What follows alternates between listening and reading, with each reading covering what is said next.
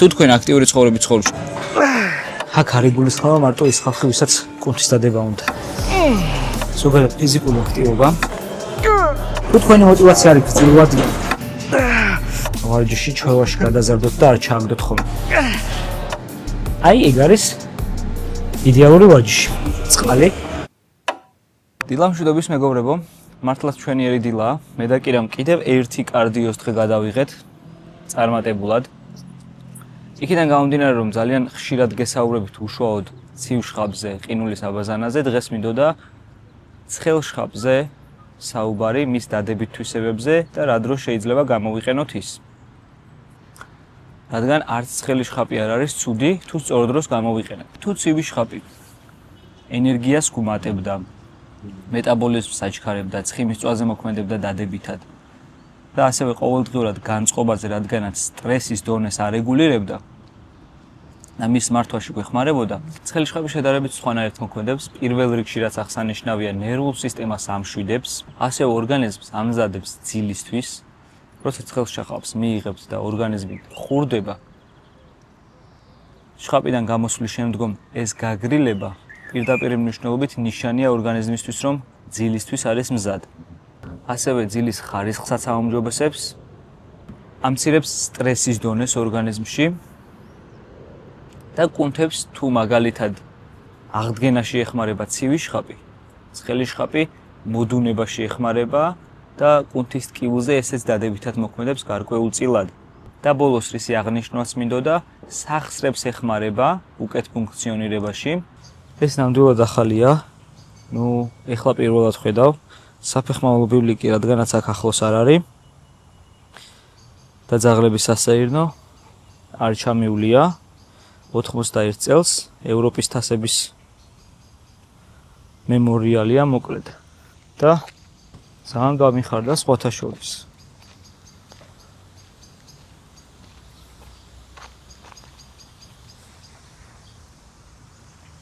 ნამდვილად სასიამოვნო ჟესტი იყო. მეგობრებო, აქედან გამომდინარე, ალბათ ძალიან კარგად მიხვდით, რომ თავისი პლუსები ცხელ შხაპსაც აქვს.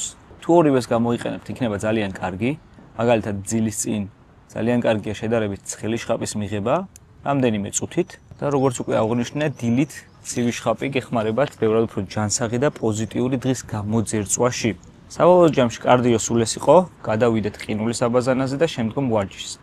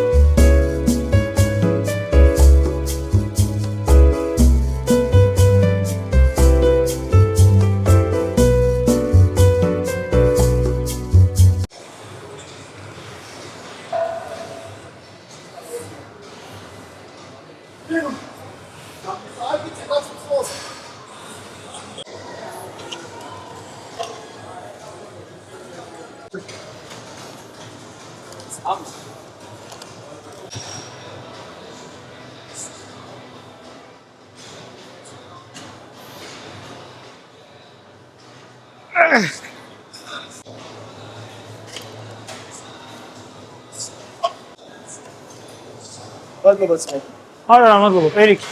გაიხარება. ეს ერთიც 140 წავწევ და გადავიდეთ კერდის ვარჯიშებზე. ეს უნდა ვისაუბროთ უშუალოდ ტრავმებზე. თუ არასწორი ტექნიკით გააკეთებან ზედმეტ წონით იზა, კუნთი, ყესები და ძვლები შეიძლება ვერ გამოწვნენ. ალბათ მიხვდებოდით, რომ ჩემს საყვარელ დარბაზში ვოლტექსში ვარ.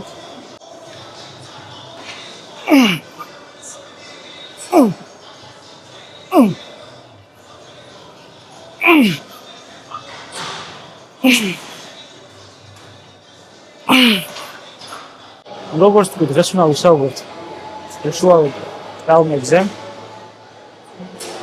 ზურგის და მუხლების ტრავმებზე, სადაც ყველაზე ხშირი ტრავმები ესენია. აქედან გამომდინარე, მინდა რომ ზედაპირულად მაინც გავიარო, რა შეიძლება იყოს ტრავმის მიზეზი რომ თავიდან აირიდეთ. პირველ მისვლას გავაკეთებ და შემდგომ დავწხოთ.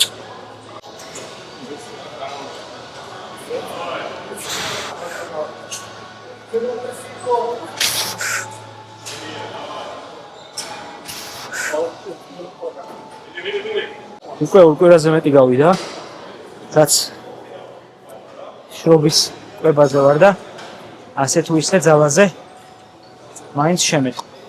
ზოგადად ზურგი და მუხლები სხეულის ყველაზე მნიშვნელოვანი ნაწილებია და თან ყველაზე მგრძნობი არის, იმიტომ რომ თითქმის ყველა ვარჯიშში არიან ჩართულები,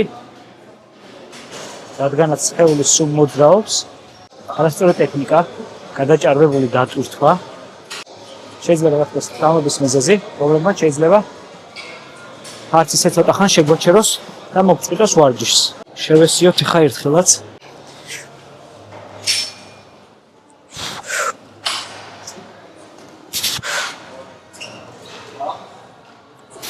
ალბათ გავიხსენებ კითხვა, რატომ არის ზურგი ანუ ხერხემალი ესეთი მგრძნობიანი.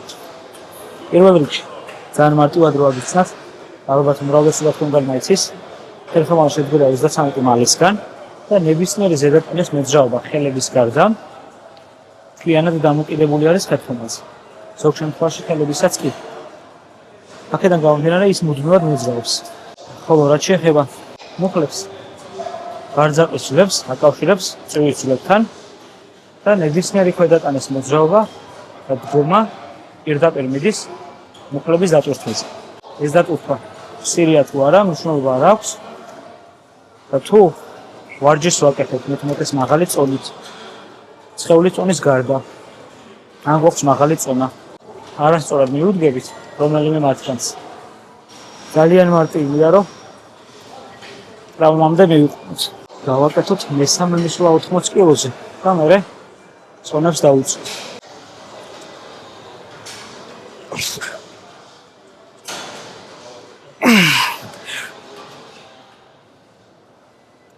სანამ უშუალოდ შემდეგ გამერებამდე მივალ, მინდა რომ გითხრათ რა არის მიზეზები მათი ტრავმების.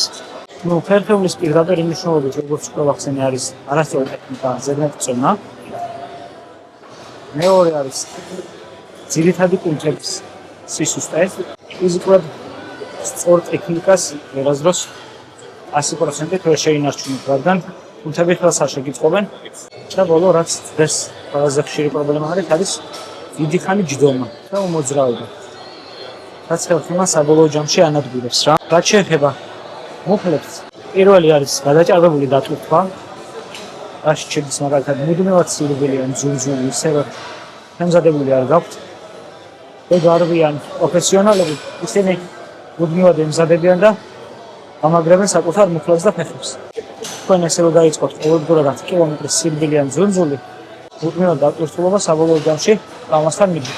მეორე არის ბარძაყის კუნთების სისუსტე და ბოლო ყველაზე ხშირად დაშვებული შეცდომა არის ფოთაშორის ეს დარბაზში არასწორი ფეხსაცმელი. რაზეც მახსოვს რომ საკემაკას ისპანეთის ფილიალში ვისაუბრე, ვარჯიშის დროს საჭიროა დაბალძირიანი კედები, ოდესაც წონებზე ვარჯიშობთ, სირბილის დროს კი საჭირო არის ვოტასები, რომლებიც დარტყმის ძალას შეამცირებს, რომ მუხლებზე დატვირთვა არ მიიღოთ ეგრე ძლიერად.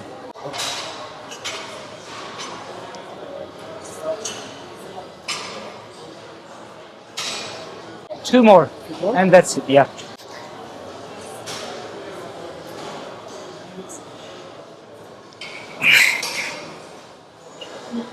ახლა მეუდებიან ახლა ვარჯიში რომ დავამთავრო და შემეცვალო. ამიტომ მოდი შემდეგ ვარჯიშზე გავაგრძელებ. და პირდაპირ მივალ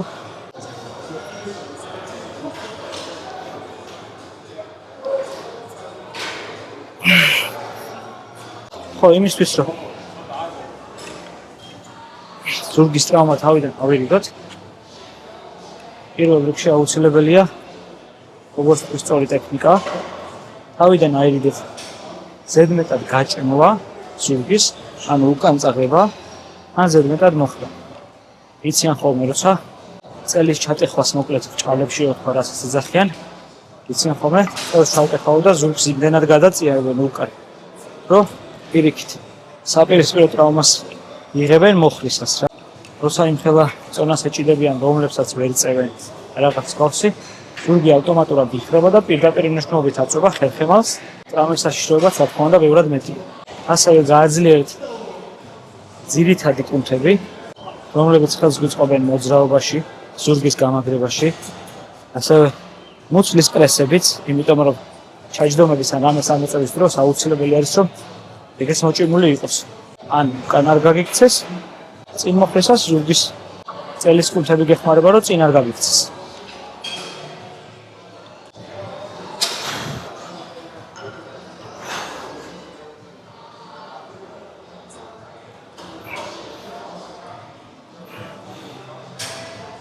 ხოლო რაც შეეხება მუხლებს, პირველ რიგში რაც უმნიშვნელოვანესი არის, რომ როდესაც ვარჯიშობთ, გააკეთეთ ფეხის ვარჯიშებს, აუცილებელი არის, რომ მუხლები ყოველთვის მიმართული იყოს თითების მხარეს, ან ფეხის თითების მხარეს. არის მომენტი, როდესაც შიგნით შემოვაქვთ მუხლები, ან და საპირისპირო მხარეს არის ფეხის თითები, რაც ძალიან დატვირთვას მუხლებზე გადაიტანს და რა თქმა უნდა, დატვირთვა მეტი იქნება. მეტი დატვირთვა ნიშნავს ტრამვის მეტ ალბათობას.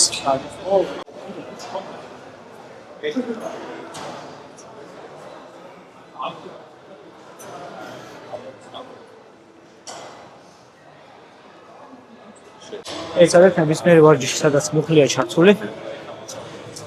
ყოველთვის გააკეთოთ ნაზად და რბილად. ზედმეტად სწრაფად და უხეშად არ გააკეთოთ. რამდენადაც ძალიან ბევრი მყესია და შეიძლება რომელიმე დაიჭიროს. რაც საბოლოო ჯამში 2-3 თვით ვარჯიშის დაპაუზებას ნიშნავს. როგანოთულობთ რომელი არის ძირითადი ბირთვის კუნთები, რომლებიც საბოლოო ჯამში ხერხემალს ხელს უწყობენ რომ იყოს სწორად და გააკეთოს ვარჯიშები სწორად. პირველ რიგში მუცლის, ანუ პრესები, ასევე გვერდითა კუნთები და ასევე ზურგის ქვედა კუნთები. წელის კუნთებს რასაც ვეძახით, წიაგასით წვაკეთებ, ზუსტად არის კუნთები. არის მნიშვნელოვანი, რადგან ყველა მათგანი თითქმის იჭერს ხერხემალს და მის სწორ დგომას უწყობს ხელს.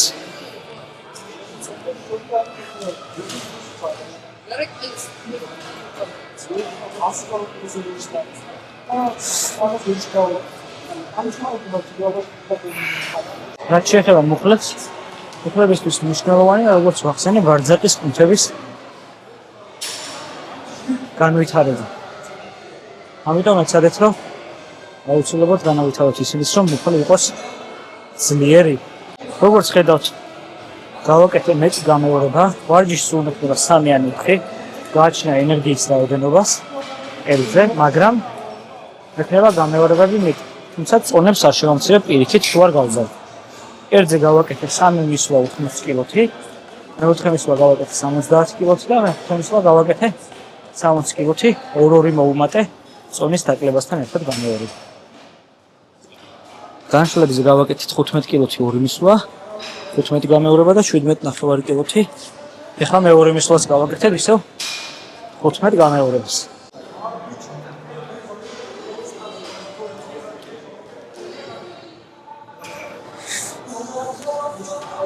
აუცილებლად გამოიყენეთ სწორი ფერცაცმელი ვარჯიშის დროს. ეს უკვე თქვი და კიდევ ერთხელ აღნიშნავ, რაც შეეხება ქამარს, როდესაც აკეთებთ ჩაჯდომებს, აკეთებთ წიაგას, აკეთებთ ზურგის ნებისმიერ ვარჯიშს,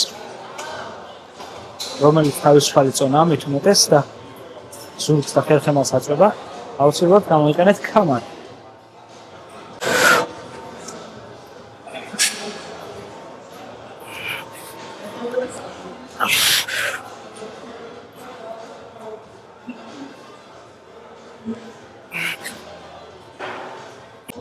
რაც შეეხება აღდგენის დროებს, ძილს და ასე შემდეგ, ყველაფერი აქაც არის იგივე. ყველაფერი სჭირდება იგივე, ამიტომ არ გაგიმეორებთ, რადგან წინა ვიდეოში ძალიან ბევრჯერ ვახსენე. ერთადერთი რის თქმაც მინდა არის რა.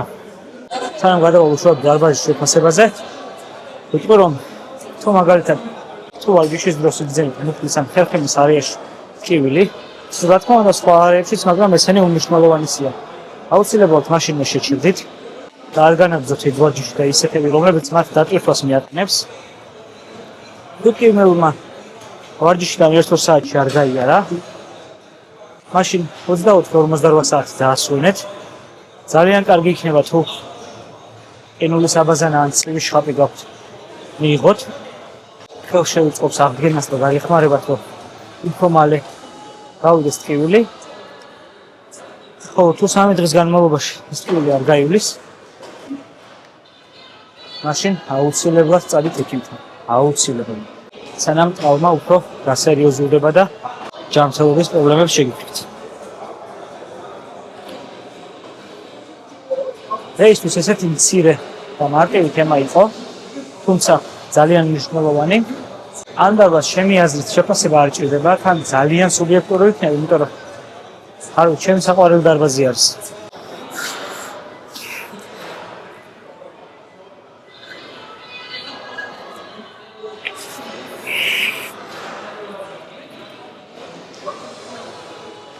დავიწყოთ. სისუფთავეს ბევრს არაფერს არ ვიტყვი. დარბაზში ყველგან თელს მეორე სათხოვზე, სადაც არის ტრენაჟორები, ხანტალები და ხარბენი ბილიკები არის რეზინის ღალიჩები და სრული სისუფთავეა. ეს ნაწილაკსაც ვერ იპოვი, ამიტომ სულ არ დააგდება. ტრენაჟორების მრავალფეროვნებას სულას ვერ დავაკრებ, იმიტომ რომ ტრენაჟორები იმდენად ბევრია და მარტო როგორ გიხსნათ რა? ხანტელები რომ მოძრაობს, შიგნით ხელების საკიდები, მაგის გამოც კი შემიძლია სულა დავიწერო, იმიტომ რომ ეგ ძალიან მნიშვნელოვანი და ხარისხიანი თულია, რომელსაც დარბაზში მოვარჯიში ადამიანი დიდ ყურადღებას აქცევს. ერთადერთი რაც შემიძლია დავამატო არის ის, რომ აი როგორ გიყვეთ ახლა დავუხლი. სარბენი ბილიკი არის 10. დაახლოებით იგივე რაოდენობის არის ველოსიპედებიც და თხილამურებიც, თუმცა აქ როდესაც არ უნდა მოვსულიყავ უდიელი საათში არ მოვდივარ, ეს მეორე ნახევარში სარბენი ბილიკი ფიზიკურად ვერ მიხვალ რა, სადღაც ამ დრომდე ახლა არის 12 წუთები. თუმცა ეგ დარბაზის ბრალი არ არის, უბრალოდ ძალიან ბევრი ხალხი, იმიტომ რომ ძალიან მაგარი დარბაზია. ეგ თუ დაიმატება ძალიან კარგი იქნება, მაგრამ დიაში არც არის საჭიროება, იმენად ბევრია. ტრენაჟორების ხარისხიც უდაოდ ძალიან მაგარია. მე მომწონს Hammer Strengths-ის და Life Fitness-ის ტრენაჟორები არის. ორივე უმაღლესი ხარისხი არის და მადლობა ამ დარბაზს ამ ხარისხისთვის.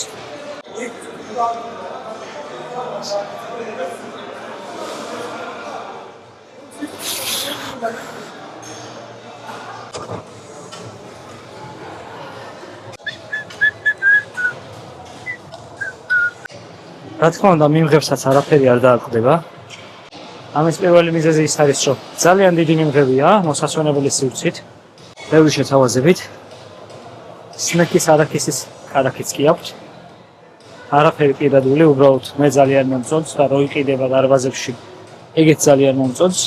ფიტპასის ცალკე კარები რო აქვს, რომელიც უსადენოდ იღება, ჩემთვის ძალიან კომფორტული არის. ამიტომ არაფერი არ დააკვდება და რა თქმა უნდა 10.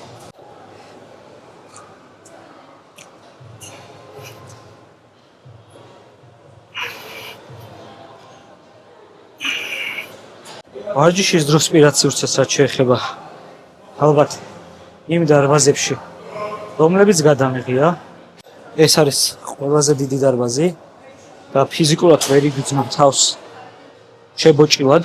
იმ მარტივ მიზეზიდან გამომდინარე, რომ ზომაშიც ძალიან დიდია და ტრენაჟორებიც ერთმანეთისგან იმდენად შორს დგას, რომ რავი, წრეზე შეიძლება სულ ხალხი დაგიდგეს და კიდევ გასასვლელი ადგილები იყოს. ერთადერთი რაც არის, რომ გადატვირთული მაინც არის, იმიტომ რომ თითქმის მთელი დიღომი აქ გადის. ეს ხარისხის გამო.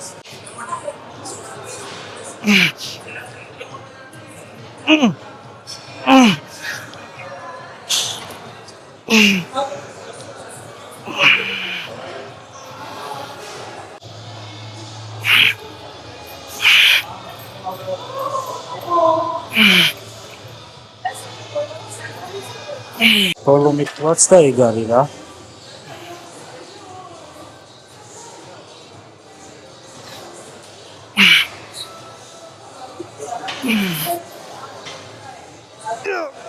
დარბაზის დიზაინს რაც შეეხება, ალბათ ეს არის ერთ-ერთი დარბაზი, შეიძლება ერთადერთიც, რომელსაც ვარდისფერი აქვს ლოგოში, და ვარდისფერი ჩემი საყვარელი ფერია, ამიტომ ფიზიკურად არ დავაკლებ, მარტო მაგნიზმის გამოც კი. თუმცა ისედაც ძალიან მაგარი ნაფიქრი აქვს დიზაინზე და მოკლედ მიყვარს რა ეს დარბაზი.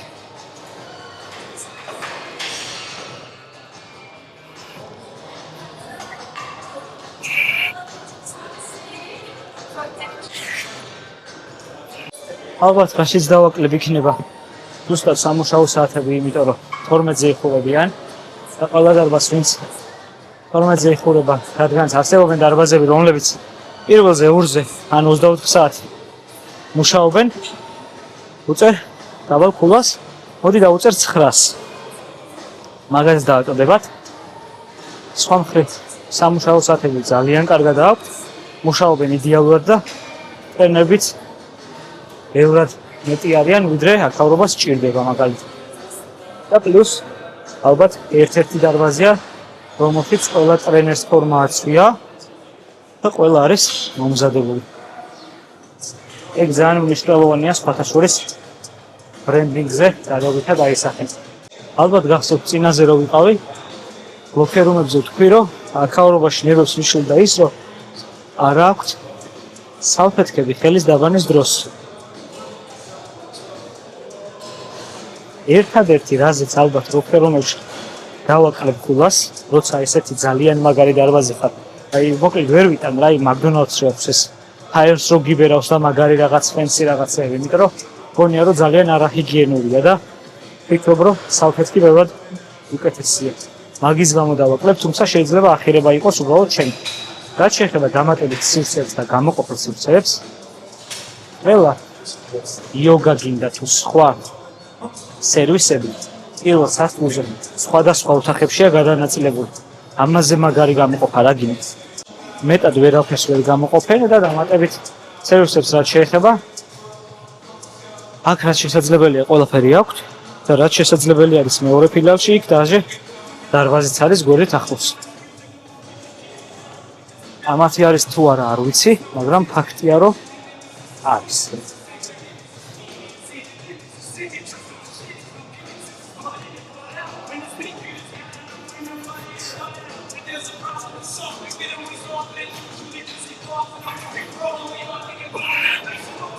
მხოლოდ ორი ქულა დააკვდა. ისიც სამუშაო საათების გამო და მეორე იმის გამო, რომ უბრალოდ ხელის საწმენდად ეს ჰაერის ბერო არ მიიწვევს. და ამის მიზეზი ის არის, რომ არ არის მხოლოდ ის, რომ ჩემი საყვარელი დარბაზია, არამედ ის, რომ ყველა დეტალი რაც ამ დარბაზში არის გაკეთებული, ეთყობა, რომ ერთი ადამიანის კი არა, ჯგუფის ნაფიქრია. და ძალიან დიდ ყურადღება მიაქციეს იმაზე, რომ შენთვის ვინც აქ მოხვალ, კომფორტული ყოფილიყო. იმედია ყველა დარბაზი ასე იმუშავებს, არანაირი სუბიექტურობა არავინ თანხას არ მიხდეს, მით უმეტეს ვორტექსიდან როგორც გითხარით.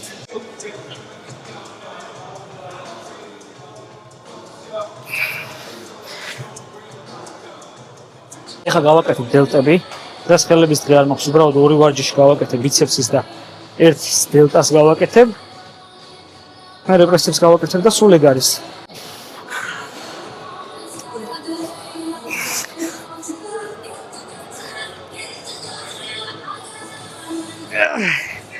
შეფასებებზე სულ ეს იყო. პირველად მოუში თემაზე საუბარს და შეფასებებს ვარჯიშებზე ადრე და ძალიან კარგი შეგრძნებაა. პირველ რიგში, მადლობა რომ ბოლომდე მიყურეთ.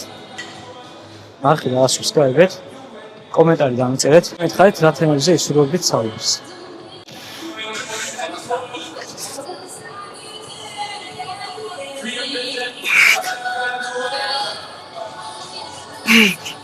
ეს ერთიც და всё.